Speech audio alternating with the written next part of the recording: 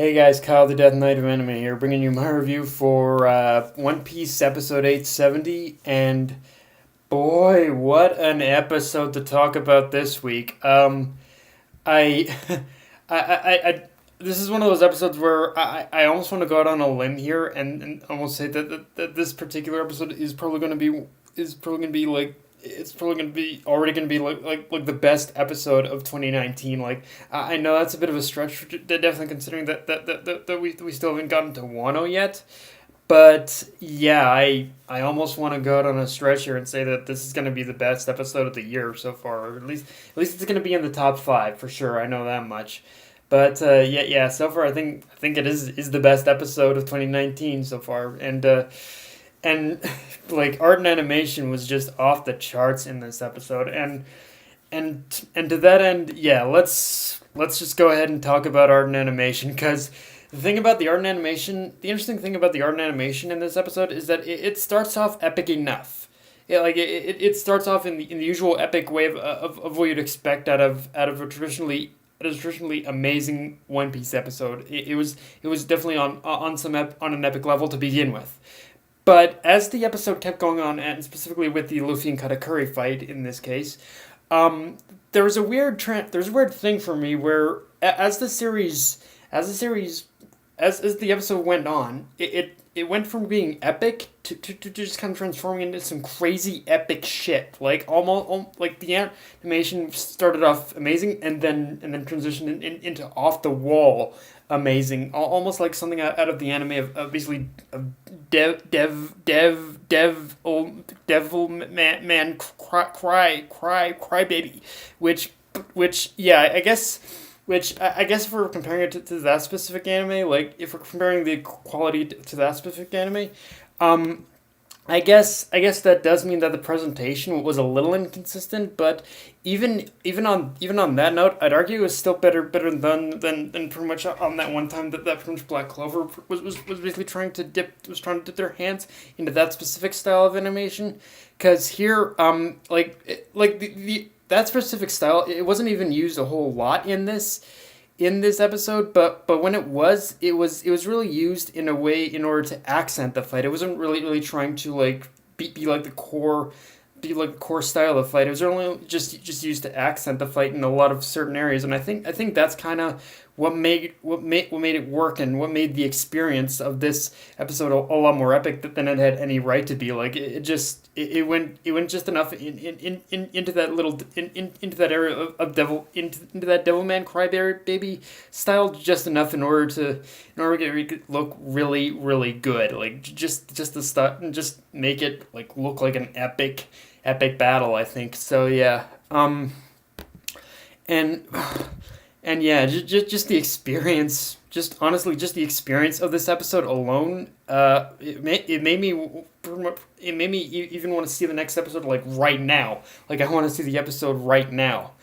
Um, so, but yeah, and yeah, just let's just say that pretty much next week it can't get here fast enough after this episode, and but now, having said that, I will say, just from just knowing all this and how epic this episode was, however, I think my only real concern is that I hope Toei didn't pretty much blow their load on this episode, because with the next episode being the one that basically concludes this fight, I will admit that there is a bit of a fear I have that it probably won't look as good as this.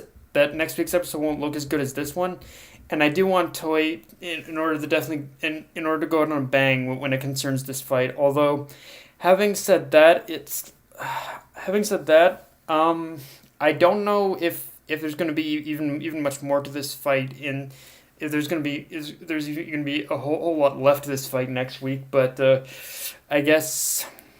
Uh, I guess but I guess we'll just have to wait and see. And if there isn't a whole lot of the fight next week, then I suppose we could just consider this them pretty much going that this was them that this was them well pretty much going out on a big bang then.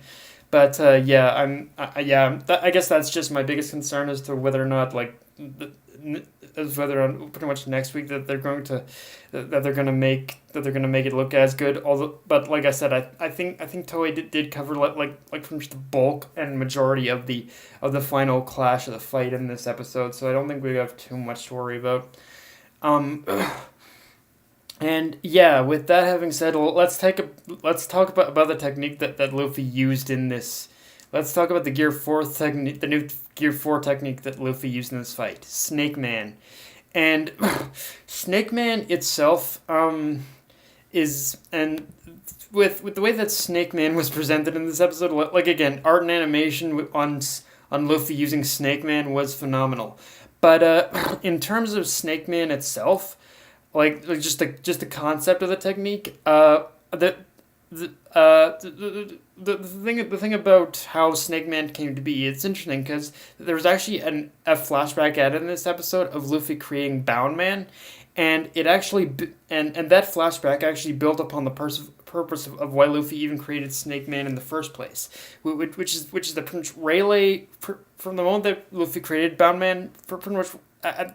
You could just see that pretty much Rayleigh was taking mental notes in his head, and one of those mental notes was that he knew that Bound Man, as powerful as it was, wouldn't be enough if it wouldn't be enough. So he pretty much what that flashback taught us is that Rayleigh forced Luffy to recognize that he needed something faster if he hoped to win against anyone who basically had the kind of power that pretty much Katakuri has.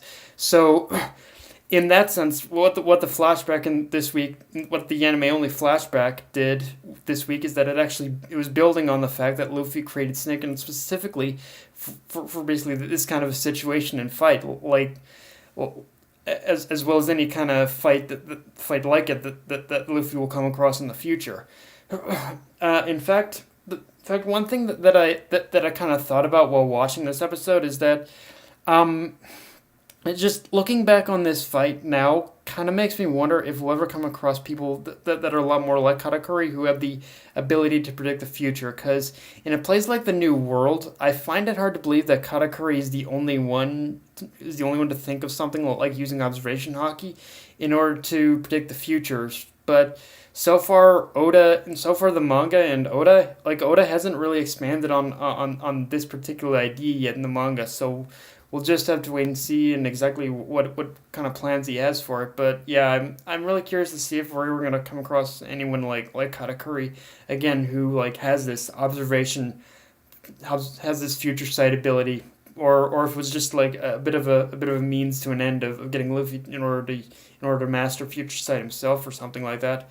But yeah, overall Snake Man was just like, yeah, just seeing other than that, like just seeing Snake Man whip, just whip around in this fight was just, it was so epic to see this in animation. And yeah, I think I don't want to I don't want to jump the gun, but going off what I said about this possibly being the best episode of 2019, I think that the anime has probably done at least the back half of this fight has done this portion of the fight a lot better than the manga. But that's just my opinion.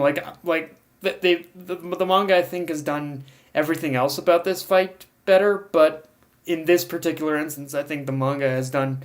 I think the anime pretty much outdid the manga in this case. Now, aside from all this epicness, aside from all the other epicness of the episode, there really wasn't too much else other than some stuff with Sanji and Pudding. However, the one thing interesting about that scene with Sanji and Pudding is that you start to see Pudding kind of question the kind of future, if any, the kind of future, if any at all, that you could possibly have with Sanji. And looking back on these little moments with them, whether they're anime only or canon to the manga, has made me realize how just pretty much how much the clues were right in front of my face, that were just how much the clues were right in front of my face, that they were basically telling me that despite Whole Cake Island looking like something out of a fairy tale, that Luffy that Sanji and Pudding's future was not gonna be a happily ever after, like, at all. But yeah, and this was just another nook that was kind of building on that.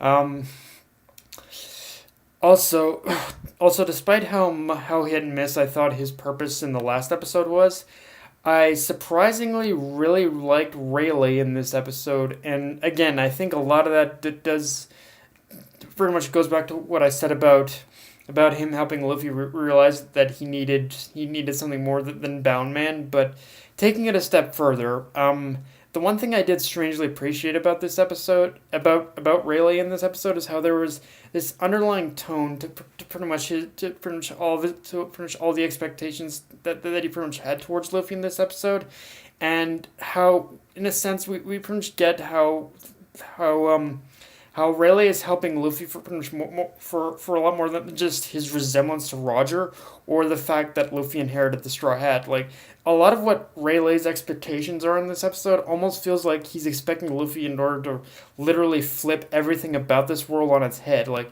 he's expecting a lot more from Luffy than pretty much just in order to find the One Piece, or just or to just or to become Pirate King. Like, he's expecting Luffy to pretty much turn. He's expecting Luffy to pretty much in order to destroy the world, which in a way kind of fits, because I think there have been a lot of hints that pretty much say that Luffy is gonna do exactly that at some point. So yeah, but yeah, guys, that's all I got for this amazing episode. Just tell me in the comment section what you think. And what are your thoughts on this episode? But yeah, if you enjoyed the review, like, comment, subscribe, follow me on Twitter, Facebook, and Mr. Crunchyroll. Death Knight of Anime, signing off. Later, guys, and Toei, awesome job, guys. Awesome job.